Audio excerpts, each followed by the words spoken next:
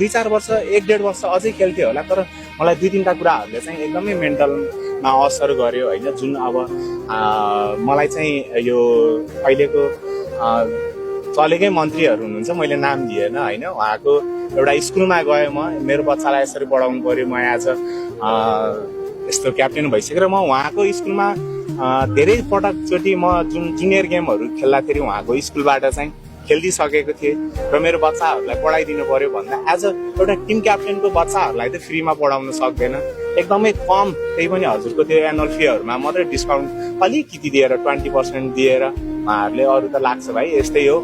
अरे सरकारलाई त त्यस्तो हुँदो रहेछ, आज हामी त एकदम न्यून परिवारबाट आएको मान्छेलाई त केही पनि रहेनछ त आखिर त। त्यो भए पछाडि त मैले सोच्नै बाध्य पर्यो त्यो भएको भएर चाहिँ। अनि एउटा त्यो कुरा अर्को, अब यही जुन खेलकै टाइमहरूमा पनि अब कति आफूले पाउने चिजहरू चाहिँ अब अर्काले पाउँदाखेरि होइन, त्यो चिजहरूले पनि मलाई एकदम मनमा असर पार्यो।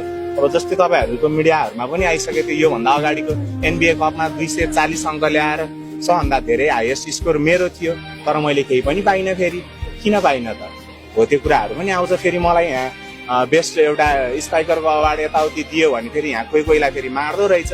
त्यो भएको भएर मलाई त्यो केही पनि परेन, कोही पनि नमरोस् भनेर चाहिँ अब ल मैले खेल्न भन्दा नखेल्नै ठिक रहेछ जस्तो पनि लाग्न लाग्यो। त्यस्तै हो।